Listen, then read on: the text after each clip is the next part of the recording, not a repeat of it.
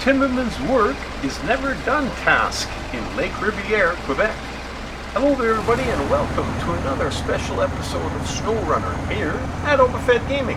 I am the OpenFed. Today we are picking up 2 pallets or boxes, whichever way you'd like to call it, of service spare parts and 2 pallets of vehicle spare parts.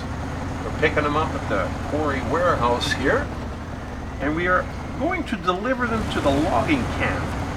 This task is part of the Routier Solutions Canada Inc contract, and we're going to try and do it with the Sleiter ST 18 Elephant, which you can see here as we're loading up cargo, getting ready to go. As you can see, the vehicle spare parts look like they're on pallets, but the service spare parts look like just boxes. Anyhow, cargo, that's what we're hauling. And now we are in the bottom left hand or west corner of the map in Lake Ribiere, which is where the quarry is. Now we got to travel all the way across to the right hand side, and we got to go about half, 3/4 way up the side of the map. So we got a little ways to go, and there's a few little scary, hairy parts that, you know, they're a little bit difficult, but if you do, like I always say, if you take your time, take it slow, and that way if any problems occur or you can see them coming, maybe you can stop in time and back away from it before it becomes a real problem. We're going to keep that in mind in case anything like that happens, but first we got to see if we can claw our way out of the quarry. We're climbing over this tiny little, the rocks are breaking away on us. We got to be careful, make sure that we stay to the cliff side so we don't get too close to the edge and slide off. Well, luckily we're moving away from the quarry here, because we're going to take a sharp turn to the right, and that's going to climb us right out of there. Now we might not be, I don't think we're going to make that turn in one shot. We're going to have to jockey the truck back and forth a little bit, but that's okay because we've got quite a long trailer. The trailer we got will hold 5 cargo slots, and we've only got 4 on there. Now as you come over here, I usually try to go on the other side of the rocks a little bit, but I don't worry too much about it because the trailer's too far over, and we'll just climb over top of the rocks. Just like that. Now as we're coming up to the top here, there's a T in the road, and if you go to the left, you'd be going back to Lakewood, and you'd be going back to where the ferry is. But that's not the way we want to go. We want to go over towards the ice field. So we're going to want to go right, and by going right, we cut the whole corner of the map off as we're starting to move across the bottom half east side of the map. Now over here there's a couple of places that are a little bit scary, and there's a little bridge we got to try and get across. It's pretty tough, so I would recommend in this here section, take your time. You've got lots of time. You don't have to set any land speed records. Now that was not too bad where the rocks were, but just up ahead here got a really difficult spot, and I had some trouble going through here before. Now there's, I believe, a central pillar and 2 little sections of bridge that you got to cross. And you want to try and turn as wide to the left as possible here so you can straighten that trailer out behind you, because if that trailer doesn't sit on the bridge with its wheels, you're going to drag it along the side and you could lose it down the ravine. That's always my worry, because this bridge is not very wide, and as you can see on the edge on either side, sometimes there's little pieces of the logs that stick up. Once you start going, that trailer looks like it's half off the bridge, but we're not going to stop or look back. We are just going to keep going until we're across, and we made it. Boy, that was a tough one. That was a tough one. That's a pretty hard bridge to cross, and I've had some trouble in upcoming videos with pontoon bridges, so, you know, stay tuned for those. They're a lot of fun to watch. Now as we're climbing out of the snow area here, you can see the Avonhorn sitting there from a previous job. Now we're not going to have to steal any fuel from them. We've got 269 liters of fuel left, and we still got spare on top of the roof, so we got quite a bit of fuel. And there's a few more places where we're going to come across other vehicles or fuel trailers, so we don't have to take any of the Avonhorn, so we're just going to keep going. Now, like I always like to mention, whenever you're on a bare road like this, on any map that's got snow on it, like Quebec or Amour or any of those ones, always consider these roads ice roads. And the reason I say that is the Sleiter will slide. It will slide her over into the ditch if you're not careful, because he doesn't have any chains.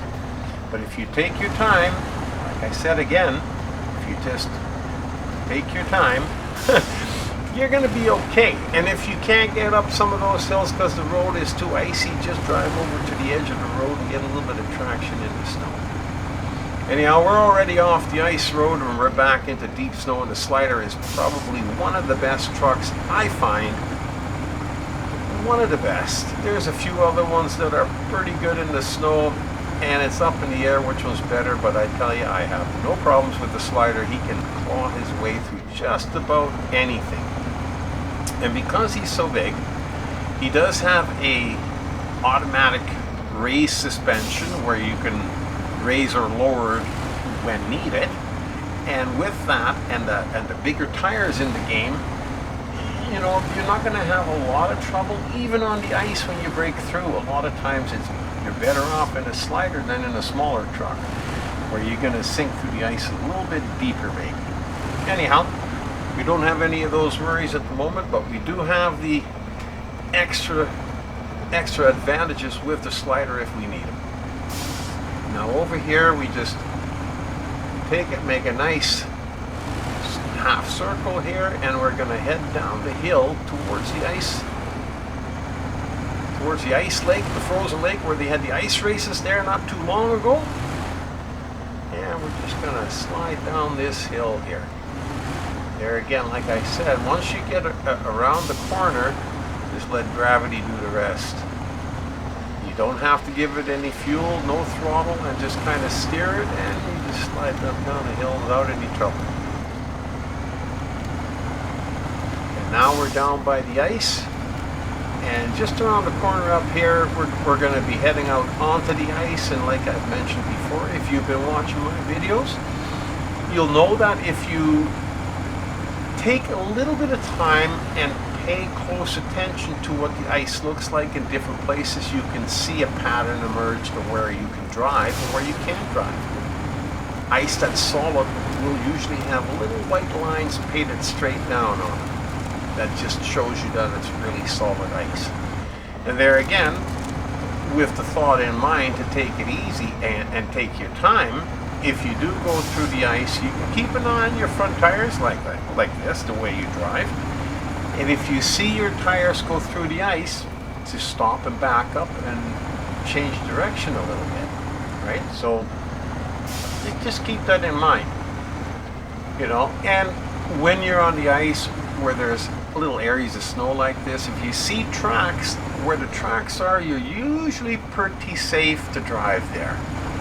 So it's just another little thing to keep in mind if you're not sure where you can drive.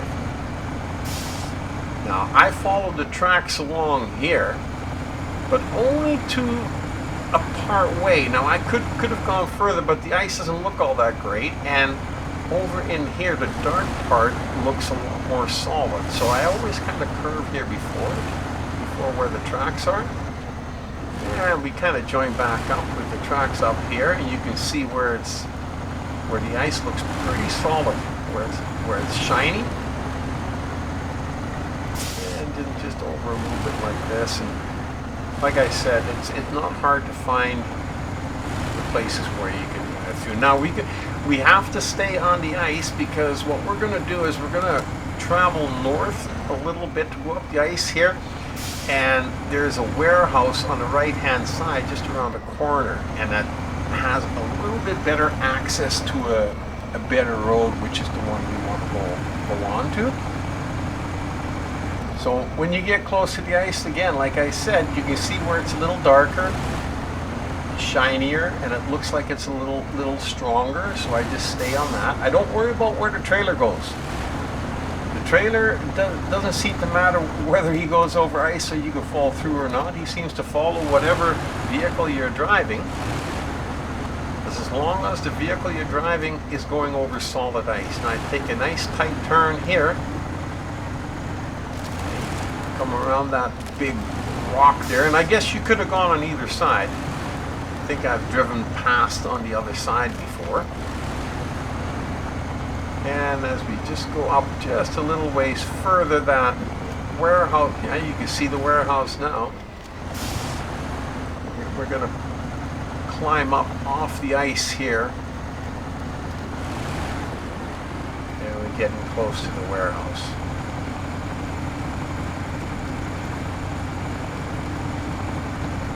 Just like that. Now some of these here places, like this one here, I like to try and stay close to the right hand side, close to the rock, so I don't slide off, because as you can see, it does make your truck slide a little bit. But we did all right. Yeah, we're going to climb around this tree and drive right into the parking lot of the warehouse. But we're not going to stop in at the warehouse itself because we don't need anything there. However, we are getting a little bit low on fuel. Now we do still have fuel on the roof. But as luck would have it, we've got a Kenworth sitting up there, and we're just going to borrow a little bit of fuel from him, and we'll return the favor somewhere down in the future, maybe, if he needs it. Just right over here.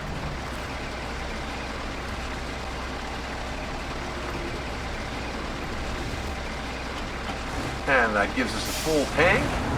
And we're back on our way, and we should have no trouble climbing out of here. We've pulled a construction rig semi-trailer out of here, so I don't think the Sleiter is going to have any trouble with a 5-slot cargo trailer. But sometimes it's not the weight that you're pulling; it's the road that you're driving on. You know, the road could be producing some bad results for you to try and cross over. As you can see up here, you got to try and climb up the side here.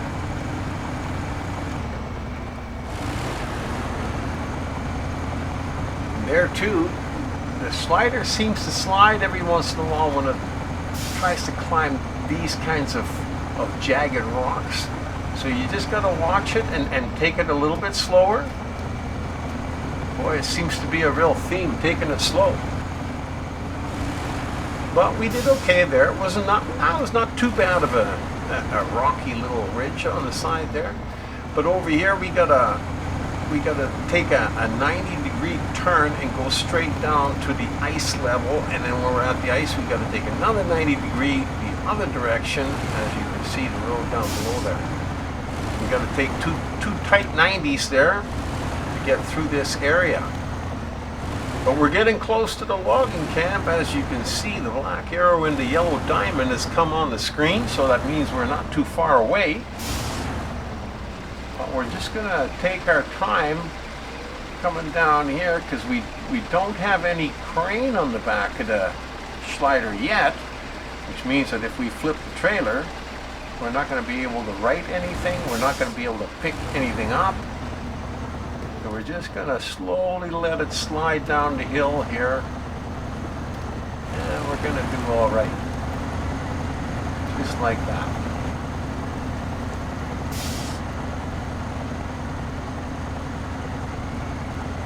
As we're climbing up over top of this little hill, I think I left it in low gear a little bit longer than I could have. I could have shifted it into automatic already. Let's go a little bit faster. but I realized that in a second, and there we go. Now when you get to over here, you can see that little white ridge going up the hill just across the water. That's where we gotta go. Because there's only two ways to go, this way or to the right. And to the right, you can see that little bridge there. If you noticed it, picked up on it, there's a little bridge there. You'd have to try and take a 90-degree turn there. And that just wouldn't happen. And the ice is not bad here. So we're going to be able to just come across here and climb up this little section of hill. And when you get to the top, if you turned right, you'd be going to the tunnel to go to harbor. And if you go left, then you're going to be going to the logging camp. So obviously we'll be turning left. Just up past this trail, and whenever there's a tree laying across the road like this, if you try to cross over it near the tip or halfway or quarter way from the tip, then it usually lets you go. If you get too close to the root ball, it won't let you climb over top of that. Just keep that in mind for any future down trees across the road. Now, this is a little bit of a tough climb. And over here you got a really big crack in the rocks, and you got to really stay close to the right hand side, otherwise you will not climb back up on the other side. But I suppose you still got your winch, so you'd have that to help you out, but it just makes it a little easier. Now we're gonna just go past that little fuel trailer that you see up ahead there, and just past the fuel trailer used to be a rock slide on the side of the hill, which we cleared. But the road that it produced does not look as good, as you can see, right on the right-hand side there over the rocks. That's what it produced. I'm driving on the detour before the rock slide was cleared, and I'm going to continue to use the detour because that little ridge on the side of the hill there, I don't think you can drive on that. So even though I did the task of clearing the rock slide, we're still going to keep on using this here in the little detour. Now one thing I want to tell you about this particular task, when you get up to the top here, try not to run into the tree like I do, but when you get up to the top here, really pay attention, shift down into low gear, because this here part of the road is quite steep, and if you do not pay attention and slow your truck down in time before you get to the next corner, you will shoot off the end. Even in low gear, it's a hard corner to take because it's so sharp and it angles at any kind of speed, and you would slide to the left. How do I know this? I know this because it's happened to me before. Not with this truck. Not this time, but you can see I went pretty slow and took my time, and I still had trouble getting around there. So just be aware of that if and when you got to do this job. Now once we get over here, we're really close to the camp, and there's two ways you can go. You can go straight, or you can turn to the right. The shorter route is straight, but I haven't gone that way. I do know it's a little swampy up there, and I've gone this way to the right. I've done this drive a couple of times, and it's not that bad. So my reasoning is if the other route is shorter, why would it be easier than this?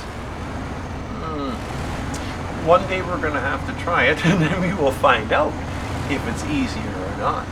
But for now, we're going this way. And like I said, we're really close by now. It's just a couple of little turns, and it's just a matter of chugging through here. But we're close to the logging camp now. As a matter of fact, I think, yeah, you can see it right there. Now, that turn was a little bit too tight for the Sleiter. It's not really the Sleiter, it's the trailer, I suppose.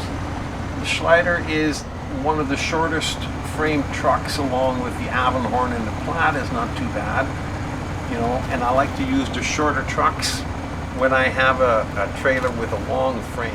No need to make that whole progression any longer than we need to. Now going through this area here, and as you can see, they left a few logs in the mud for the Opafed to get some traction on. Go a little slow, because if your vehicle is prone to take damage, it might take a bunch of damage going over those logs. Anyhow, awesome video. Looks like we're going to be able to deliver the goods.